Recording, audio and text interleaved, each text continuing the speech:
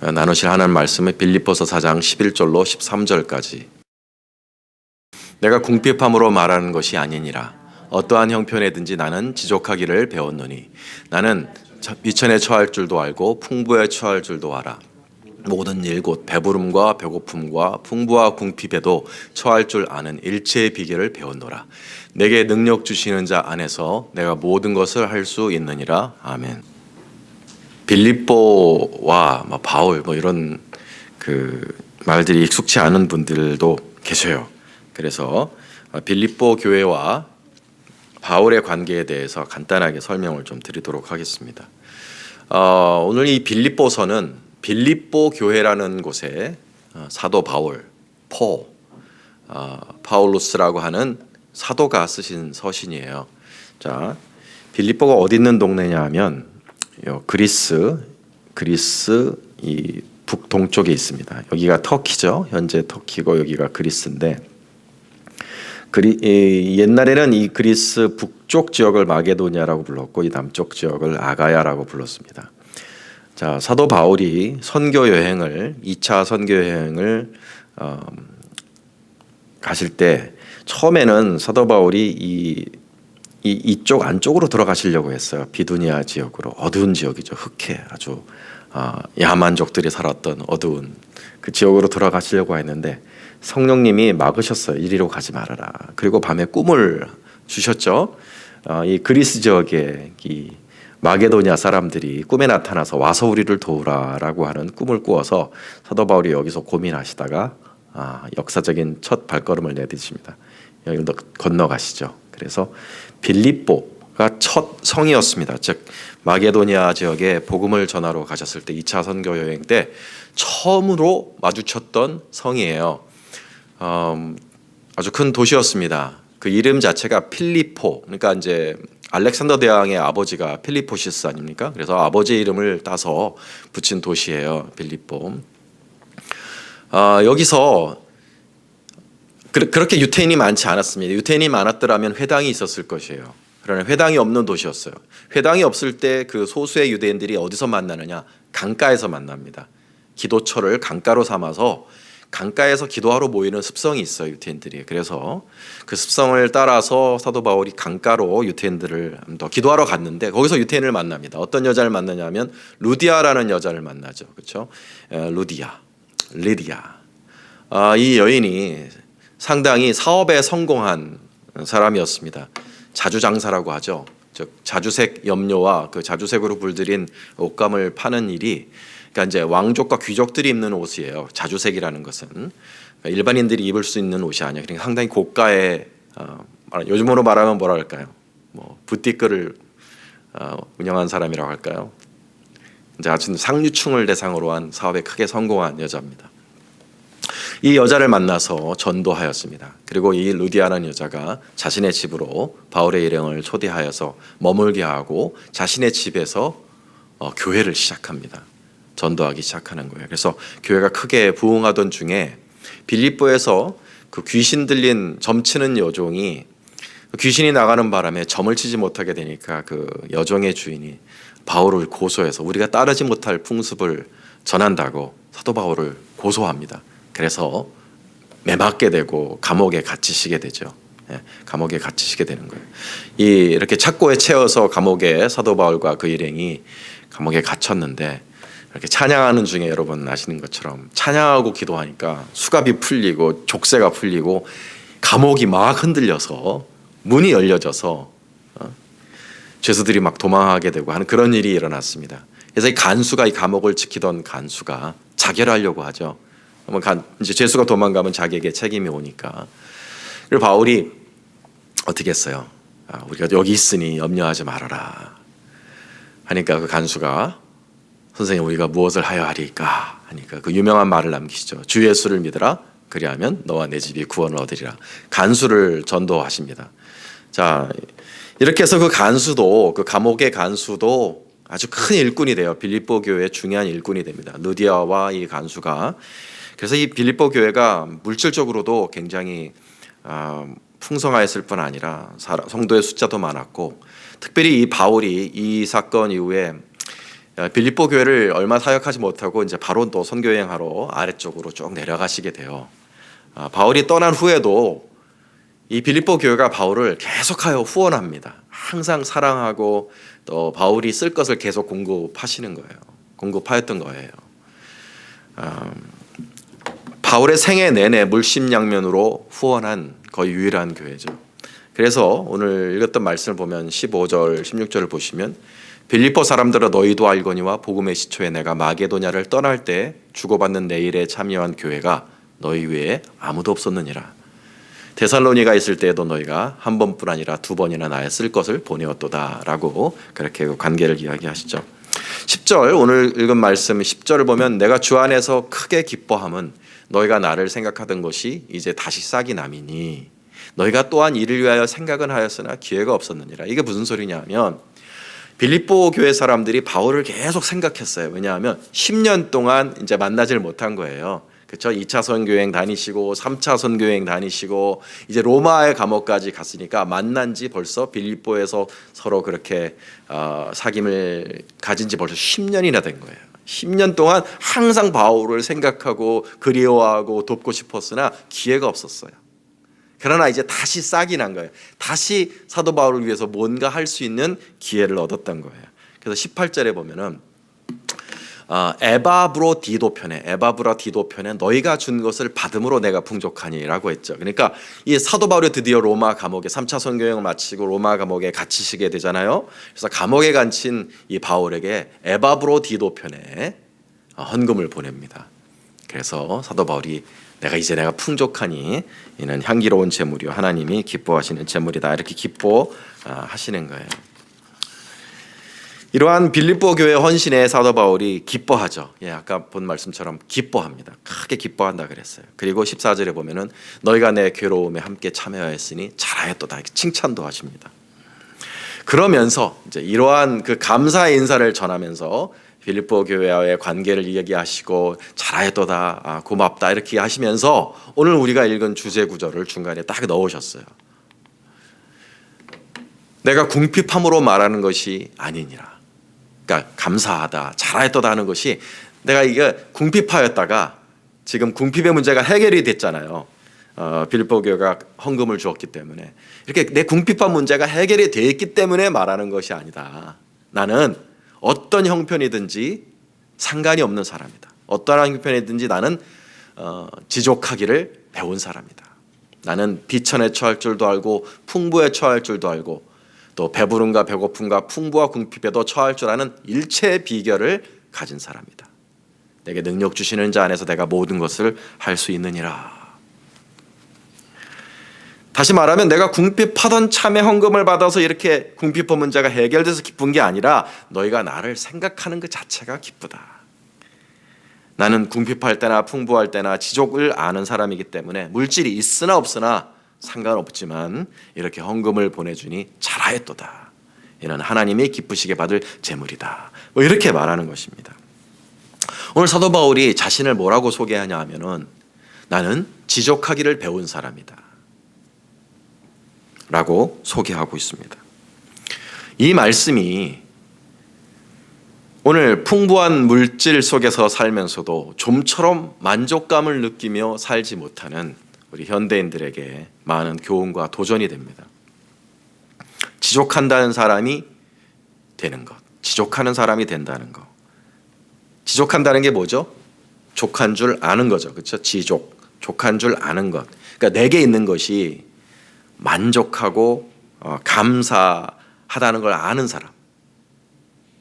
자기가 현재 갖고 있는 것에 만족하며 감사하는 사람이 된다는 것이 얼마나 중요한지 모릅니다. 세상의 고금에 세상의 모든 철학자들이 동의하는 말이에요. 아주 옛날부터 현대에 이르기까지 모든 종교인들, 모든 철학자들이 동의하는 말이 뭐냐 하면 사람의 행복의 조건은 지족이다. 내게 있는 것에 만족하고 감사하는 것이 그것이 행복의 조건이라는 점에 종교를 뛰어넘어서 모든 사람이 다 동의합니다. 초대교회가 존재했던 그 헬라 시기에도 그랬고 또 현대도 그렇고 모든 종교를 뛰어넘습니다. 몇 가지 사람들의 이야기를 제가 한번 이렇게 여러분께 말씀을 드릴게요. 여러분 잘 아시는 소크라테스도 가장 적은 것에 만족하는 사람이 가장 부자이다, 이런 말을 한 적이 있고, 노자라는 사람이 바로 오늘 지족이라는 말이 여기서 나온 거죠. 지족, 자부, 만족할 줄 아는 사람이 부자다. 이 성경에 그 아우크라이테스 그러는 그 원어를 지족이라는 말로 이제 그 번역을 했는데, 이게 이제 노자라는 사람에게서 나온 거예요. 그 사람이 쓴 도덕경에도 또 이런 말이 있습니다. 지족상락, 굉장히 유명한 말인데, 지족상락 뭐냐? 만족할 줄 알아야 늘 즐겁다. 상락, 늘 즐겁다. 이런 말이 있어요. 아마도 모든 세상의 모든 지혜로운 사람, 모든 종교인 철학자들이 여기에 다 동의할 거예요. 우리 인생의 행복을 느끼기 위해 가장 중요한 것이 뭐냐 하면, 원하는 것을 성취하는 데 있는 게 아니라 이미 하나님이 주신 것에 만족하고 감사하는 것이다. 그런데 바울이 이 지족을 지금 어떤 상황에서 말하고 있을까요?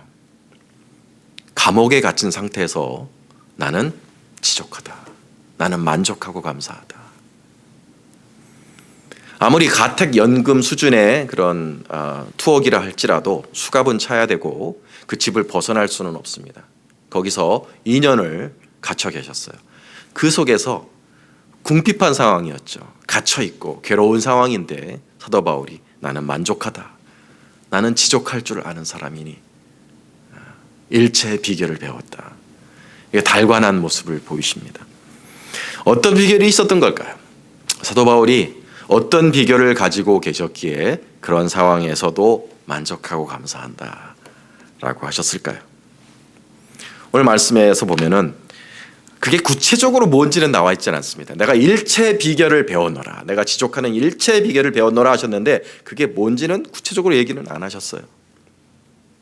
다만 배워 알았다 그랬죠. 일체의 비결을 배워 알았다. 히브리 사람들이 배웠다고 할 때는 그런 뜻이죠. 내가 많은 경험을 통해서 체득했다, 이런 뜻이죠. 저는 오늘 여러분과 함께 우리 사도 바울이 과연 사도 바울이 어떻게 해서 그렇게 지족의 비결을 가지시게 되었는가, 어떻게 이렇게 지족할 수 있는 사람이 되었을까라는 것을 4가지 말씀을 통해서 여러분과 함께 나누어 보고자 합니다. 먼저 우리 바울이 어떻게 그렇게 지족할 수 있는 사람이 되었는가, 이 비결이 저는 여기에 있었다고 생각합니다. 첫 번째로 합력하여 선을 이루시는 하나님을 신뢰하기 때문에 지족하는 비결을 얻으셨다. 로마서 8장 28절은 우리가 알거니와 하나님을 사랑하는 자 곧 그의 뜻대로 부르심을 입은 자들에게는 모든 것이 합력하여 선을 이루느니라. 사도 바울이 그렇게 말씀하셨어요. 하나님께서 부르신 사람들의 삶은 하나님이 주장하시기 때문에 모든 것이 합력하여 선을 이루신다. 사도 바울이 이걸 신뢰하셨던 거죠. 모든 것이 합력하여 선을 이룬다. 이게 무슨 뜻이냐면 하나님의 계획과 하나님의 섭리 가운데 때로 우리를 가난하게도 하시고 때로는 부하게도 하시고 때로 아주 괴롭게도 하시고 때로 참으로 행복하게도 하시는 그런 하나님의 섭리와 계획이 있다는 거예요. 부족하고 궁핍할 때가 있고 심지어는 병들어서 누워있을 때가 있고 이렇게 왜 이런 시련과 고통이 내 인생에 찾아왔는지 이해가 안 되는 순간이지만 지금은 잘 모르겠지만 이것조차도 그런 순간조차도 합력하여 하나님은 선을 이루신다.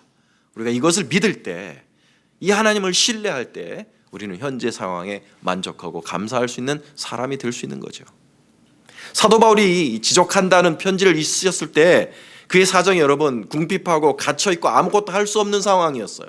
큰 뜻을 품고 로마에 왔죠. 세상의 중심에서 복음을 전하리라 하는 큰 뜻을 품고 로마에 왔지만 자신의 처지는 도저히 그걸 할 수 있는 처지가 아니었어요.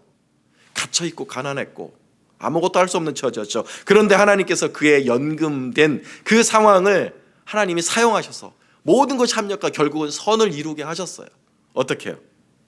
감옥에 있는 동안 사도 바울은 어마어마한 전도를 했어요. 사도행전 28장 30절로 31절을 보시면 바울이 온 이태를 자기 셋집에 머물면서, 이 셋집이 감옥을 말하는 거예요. 연금된 감옥을 말하는 것입니다. 자기 셋집에 머물면서 자기에게 오는 사람을 다 영접하고 하나님의 나라를 전파하며 주 예수 그리스도에 관한 모든 것을 담대하게 거침없이 가르치더라. 하나님이 오히려 사람들이 다 몰려오게 하셨어요. 감옥으로 사람들이 몰려오게 하셨어요. 그래서 유대인들만 전도하신 게 아니라 간수도 전도하고 지키는 호위 군사들도 전도하고 심지어는 로마 왕족까지도 전도를 합니다. 이 이태 동안에 로마 왕족들이 전도를 받는 일이 일어난 거예요. 갇혀있는 상황마저도 하나님이 사용하실 때에는 선으로 귀결이 되는 것을 목격합니다. 그런 상황을 저도 본 적이 있어요. 어느 권사님이 평생의 기도 제목이 자신의 불신 자녀들, 예수 믿지 않는 자녀들 예수 믿는 거였어요. 평생을 기도하셨죠. 40년을 기도하셨다고 하니까. 그런데 그 기도의 응답을 받지 못하고 중풍을 맞으셔서 반식물인간이 되셔서 병원에 눕게 되셨어요. 정말 이제 죽을 날만 기다리시는 분이 된 거예요. 1년을 그냥 아무것도 할 수 없는 그런 식물인간처럼 병상에 누워 계시다가 가셨어요. 그런데 그 병상에 누워있는 1년 동안 특이한 일이 일어난 거예요. 이제 병든 어머니를 뵈려고 자식들이 오잖아요, 병원으로. 서로 싸워서 뭐 등을 지고 서로 만나지도 않던 자녀들이 화해하고 울고 서로 용서하고, 그러다가 자기네들끼리 그렇게 용서하면서 우리 엄마 뜻대로 교회 다니자. 자녀들이 전부 다 그 어머니가 아무것도 할 수 없는 그 1년 동안 모든 좋은 일은 다 그때 일어난 거예요. 제가 그걸 보면서 하나님은 정말 모든 것을 합력하여 선을 이루게 하시는 하나님이시구나. 사랑하는 여러분, 내 상황이 어떠하든 간에 불평하지 맙시다. 어떤 상황 속에서도 선을 이루시는 하나님을 바라보시기를 바랍니다. 내 궁핍함마저도, 내 질병마저도, 어떤 종류의 인생의 고통이든지 왜 이런 것이 내 인생에 있을까? 아니요, 하나님을 바라보는 거예요. 모든 것을 합력하여 선을 이루시는 하나님을 바라볼 때 하나님이 계획하신 일이 이루어지는 것을 볼 수 있고, 거기에 우리의 감사와 만족의 비결이 있습니다. 두 번째 비결은 우리가 하나님의 능력을 사모할 때 우리는 은혜가 족하다고 고백할 수 있습니다. 여러 계시를 받은 것이 지극히 크므로 너무 자만하지 않게 하시려고 내 육체의 가시 곧 사탄의 사자를 주셨으니 이는 나를 쳐서 너무 자만하지 않게 하려 하심이라. 사도 바울이 여러분 잘 아시는 것처럼 큰 계시를 받았습니다. 한 3층 천에 끌려 올라가서 하나님이 계신 곳을 보고 온 거의 뭐 유일한 사람이 아닐까 싶어요. 뭐 천국 갔다 왔다고 하신 분들 뭐 주변에 뭐 가끔 보시겠지만 그분들은 제가 볼 때 진실은 아닌 것 같아요. 그러나 정말 하나님께서 부르셔서 3층 천에 갔다 온 이 바울은 자기가 보고 온 계시가 너무 커서 사실은 사람들에게 별로 이야기도 하지 않았어요. 하나님께서 그 너무 큰 계시를 받은 바울로 교만하지 않게 하기 위해 가시를 주셨습니다. 뭐 여러 가지 해석이 있겠지만 저는 안질이라고 생각해요. 안질, 그러니까 눈에 벼랑간 마비가 오는 거예요. 눈에 벼랑간 마비가 와서 간질 비슷하게 막 떼굴떼굴 구르고 막 견딜 수 없을 정도로 그렇게 사람들 앞에 이렇게 막 떼굴떼굴 구르셨다고 해요. 그냥 보기가 좋지 않은 거죠. 복음을 전하는 사람이, 사도라고 하는 사람이 자기 병 하나도 어떻게 하지 못해서 떼굴떼굴 구르고 막 아파서 어쩔 줄 모르니까 그게 좋지 않아서 뭐 좋겠습니까 여러분? 그래서 사도 바울이 기도를 많이 했어요. 치유되기를 기도했습니다. 이것이 내게서 떠나가게 하기 위하여 내가 3번 주께 간구하였더니 그랬어요. 3번 주님께 간구하셨어요. 능력이 많은 바울입니다. 그의 막 옷자락만 잡아도 사람들이 병이 났고 뭐 병을 수도 없이 고치신 분인데 자신의 병은 고치질 못하셨어요. 그런데 하나님께서 바울의 그러한 기도를 거절하셨습니다. 듣지 않으신 게 아니라 아예 거절하셨어요. 내 은혜가 내게 족하도다. 이는 내 능력이 약한 데서 온전하여 짐이라 하신지라. 그래서 바울이 다시는 치유해달라고 기도하지 않았습니다. 오히려 자신의 그러한 약점을 기뻐했죠. 왜요? 그리스도의 능력이 내게 머물기를, 그리스도의 능력이 자신에게 머물기를 간절히 원했기 때문입니다. 내가 부유하게 사는 것보다, 내가 건강하게 사는 것보다 그리스도의 능력을 가지고 사는 것이 바울의 소원이었어요. 내 부유함과 내 건강함이 내게 있는 그리스도의 능력을 가져가 버린다면, 내가 부유하기 때문에, 내가 건강하기 때문에 내게 그리스도의 능력이 머물지 않고 떠나가 버린다면 나는 차라리 가난해지겠다. 나는 차라리 병이 들겠다. 그리스도의 능력을 사모했기 때문에 그는 궁핍해진다고, 바로 그 이유 때문에 궁핍해지고 연약해진다 할지라도 오히려 감사하고 기뻐할 수 있는 그런 마음을 가질 수 있었던 것입니다. 사실입니다, 여러분. 여러분 생각해 보십시오. 우리가 가난하고 병들 때, 여러분 우리의 신앙이 어땠어요?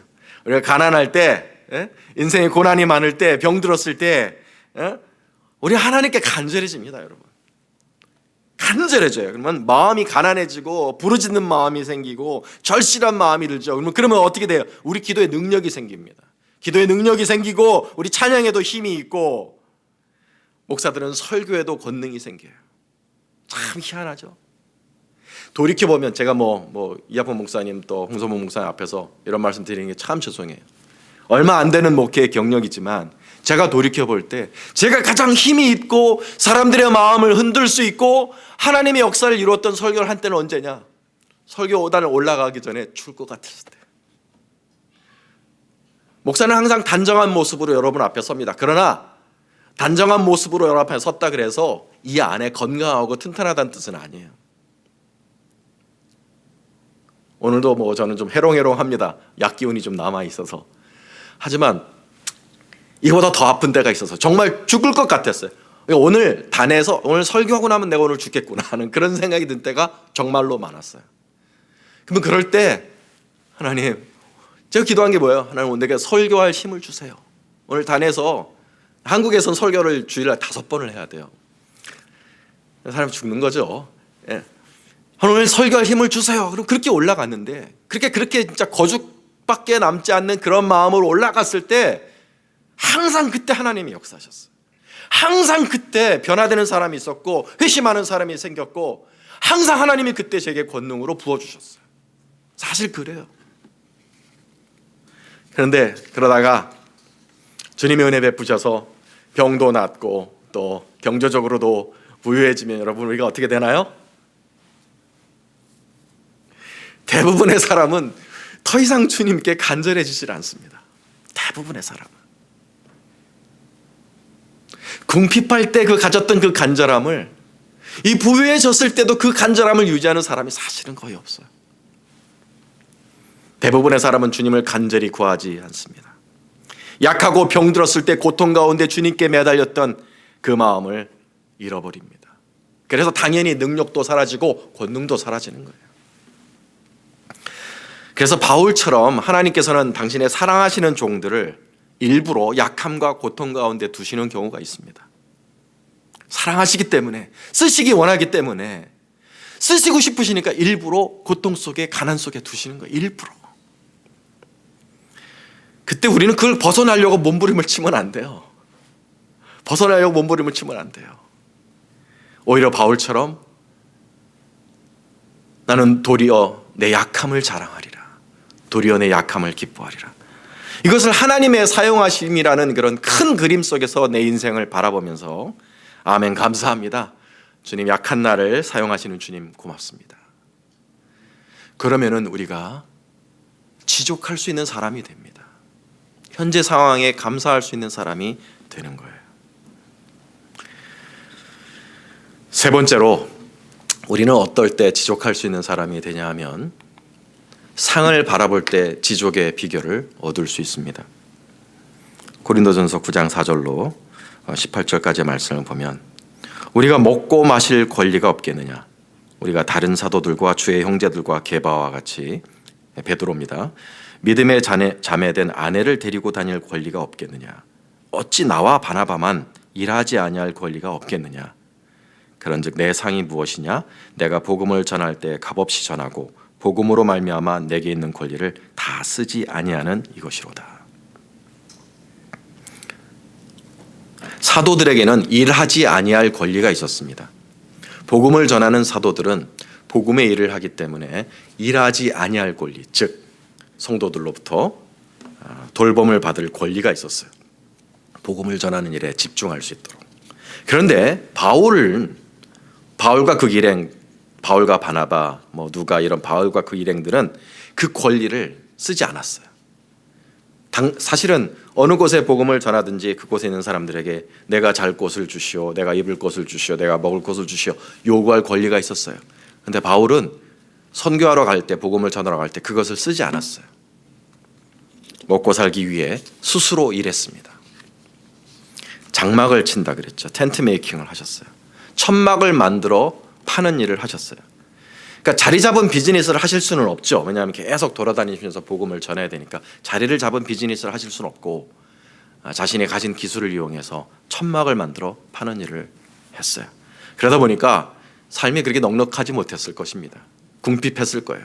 일감이 있을 때도 있고 없을 때도 있고 천막이 필요한 곳도 있고 필요 없는 곳도 있으니까 낮에는 일하고 밤에는 사역하신 주경야사, 낮에는 일하고 밤에는 사역을 하신 이 일을 하시다 보니까 가난하고 궁핍했을 것입니다. 그런데 사도 바울이 기뻐하셨다는 거예요. 자신의 가난을. 왜요? 복음을 위해 살 때 마땅히 나에게 있는 그 권리를 내가 사용하지 않았을 때는 하늘에 내게 상이 있다는 것을 아셨기 때문입니다. 여기 전사님들 많이 계신데 목회자로 살고 또 교회 사역자로 산다는 것은 사실 언더페이드 잡이에요. 이 목회야말로 대표적인 언더페이드 잡입니다. 자기가 이제 이 라이센스를 얻기까지 썼던 그런 교육받은 기간들과 또 일의 강도에 비교해 볼 때 사실은 언더페이드 잡이에요. 조사 결과 목회자들의 90%가 다 듀얼 보케이션, 즉 이 목회로는 살 수가 없는 거예요. 다 이중 직업을 가지고 있는 사람들이 90%입니다. 앞으로는 더 심해질 것이라고 저는 생각해요. 저는 우리 교회가 성장해서 저도 풀타임으로 그렇게 일하고 싶고 또 우리 전사님들도 그렇게 대우하고 싶습니다. 그러나 현실이 그렇지 못한다고 해도 내가 일을 하면서 교회를 섬겨야 되는 그런 삶을 살아야 한다 할지라도 여러분 기억하시길 바라요.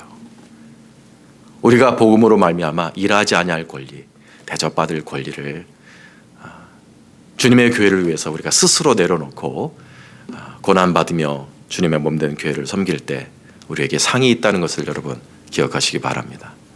그때 우리는 감사할 수 있는 거예요. 복음으로 말미암아 내가 대접받을 수 있는 그런 권리를 쓰지 않고 오히려 고생하며 살아가는 그 순간이라도 상급이 쌓인다는 것을 기억하고 소망으로 바라볼 때 우리는 현재의 상황에 지속하며 감사할 수 있습니다. 마지막으로 우리가 주님 안에 거할 때 지족의 비결을 배울 수 있습니다. 4장 13절 말씀, 굉장히 유명한 말씀이죠. 우리 한 번만 이거 같이 한번 읽어보겠습니다. 시작. 내게 능력 주시는 자 안에서 내가 모든 것을 할 수 있느니라. 굉장히 유명한 구절입니다. 아마 모르신 분들 없으실 거예요. 여러분, 그리스도 예수 자체가 능력이십니다. 그리스도 예수와 동행하면 지족할 수 있는 능력이 생겨요. 왜냐하면 우리 주님은 내 심령을 채워주시는 분이시기 때문입니다. 주님 안에 거하다 보면, 우리가 주님 안에 거하다 보면 그냥 여러분 이렇게 주님께 예배하는 것 말고 정말 주님 안에 거하다 보면 독특한 일이 생깁니다. 독특한 일을 경험해요. 주님 안에 거하다 보면 거의 100%의 사람들이 경험하는 건데 뭐냐면 주님 안에 거하다 보면 어떤 일들을 경험하시냐면 내 영혼이 채워지는 경험을 합니다.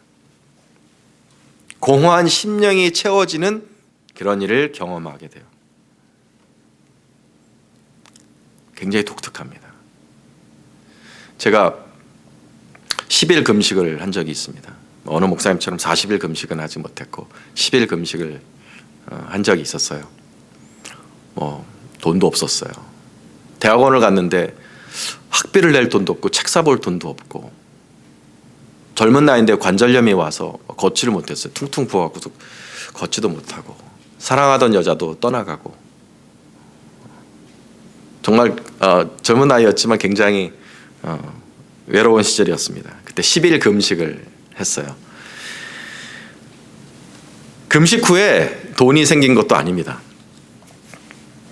또 관절염이 나은 것도 아니었어요. 떠나갔던 여자가 다시 찾아온 것도 아니었습니다. 그런데 그 10일 동안, 그 금식하는 10일 동안 제게 생긴 게 뭐냐 하면 그 주님을 간절히 찾은 그 시간에 내게 돌아온 건 뭐냐 하면 제 마음의 만족이었습니다.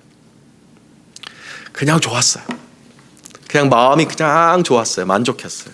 막 웃음이 그냥 나고 하늘 보면서 희죽희죽 웃고 정말 이 세상이 채워주지 못하는 그런 평안과 만족이라는 것이 이것이구나. 여러분, 우리가 모시는 예수님은 가짜가 아닙니다. 예수님은 살아계신 분이에요. 리얼한 분입니다. 그래서 찾으면 만납니다. 찾으면 만나는데요, 예수님을 만날 때는 항상 좋은 일이 있어요. 우리 잠언에는 이런 말씀이 있습니다. 나를 사랑하는 자들이 나의 사랑을 입으며 나를 간절히 찾는 자가 나를 만날 것이라. 부귀가 내게 있고 장구한 재물과 공의도 있지만 내 열매는 금이나 정금보다 나으며 내 소득은 순은보다 나으니라. 누구든지 내게 들으며 날마다 내 문에서 기다리며 문설주 옆에서 기다리는 자는 복이 있나니 대저 나를 얻는 자는 생명을 얻고 여호와께 은총을 얻을 것임이니라. 주님을 간절히 찾으면 주님을 만납니다. 주님께는 부귀도 있고 공의도 있어요. 재물도 있어요. 그런데 주님이 주시는 열매는 그것보다 낫다는 거예요. 그것보다 나은 걸 주신다는 거예요. 그게 뭐냐 하면 주님 안에 있는 생명입니다. 주님 안에 있는 은총입니다. 주님을 간절히 찾는 이들에게는 그 생명과 은총을 주시는데, 그래서 주님을 만나면 세상을 얻은 것보다 더 기쁩니다. 왜냐하면 주님은 세상보다 크신 분이시기 때문입니다. 주님이 세상보다 크시기 때문에 주님을 얻으면 세상 것을 얻은 것보다 더 기뻐요. 세상에 있는 것이 내 곳간에, 내 통장에 가득한 것보다 주님이 내 영혼에 거하시는 것이 더 행복합니다. 이것을 맛보아 체험할 수 있는 여러분 되시기를 바랍니다. 그래서 주님 한 분만으로 만족한다는 것이 가능한 거예요. 때문에 상황을 뛰어넘는 만족, 내 상황에 상관없는 만족이 사실은 가능한 겁니다. 주님 전부입니다. 주님만 있으면 됩니다. 이 고백이 여러분 가능해요. 왜냐? 주님은 세상보다 크신 분이기 때문에, 주님에게는 생명이 있기 때문에.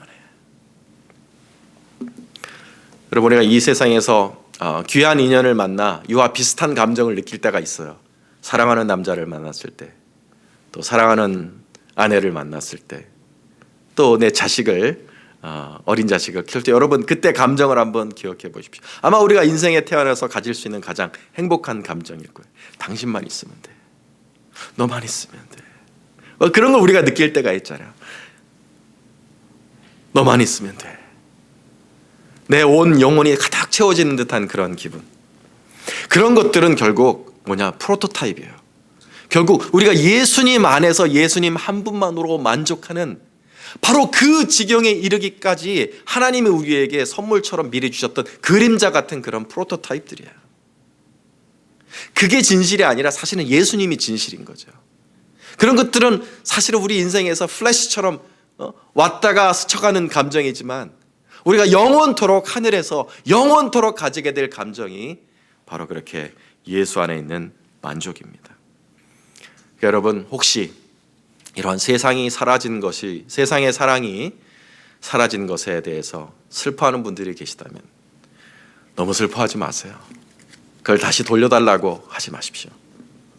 주님을 찾으십시오. 아마 그 주님을 찾도록 그런 공허한 마음도 우리 주님께서 주신 것이 아니겠습니까? 그리스도 안에 거하는 저와 여러분 될 수 있기를 주님의 이름으로 축원합니다. 말씀을 맺겠습니다. 하나님은 저와 여러분이 행복하기를 원하십니다. 하지만 나를 행복하게 하기를 원하시지만 내가 원하는 모든 것이 이루어지게 하지는 않으십니다. 왜냐하면 행복은 거기에 있지 않기 때문입니다. 행복은 내가 원하는 모든 걸 가지는 데 있는 게 아니라 내가 있는 것에 감사하고 만족하는 것에 있습니다. 지족하는 데 행복의 비결이 있습니다. 그래서 우리는 지족하는 법을 배워야 합니다.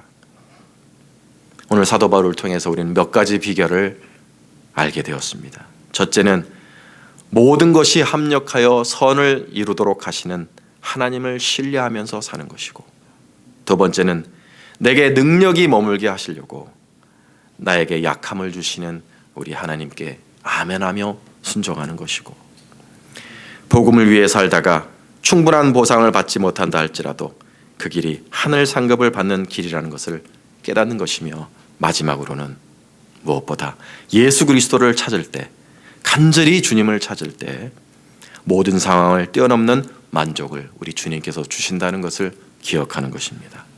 이와 같은 비결로 지족하며 행복한 우리가 될 수 있기를 주님의 이름으로 축원합니다. 아멘.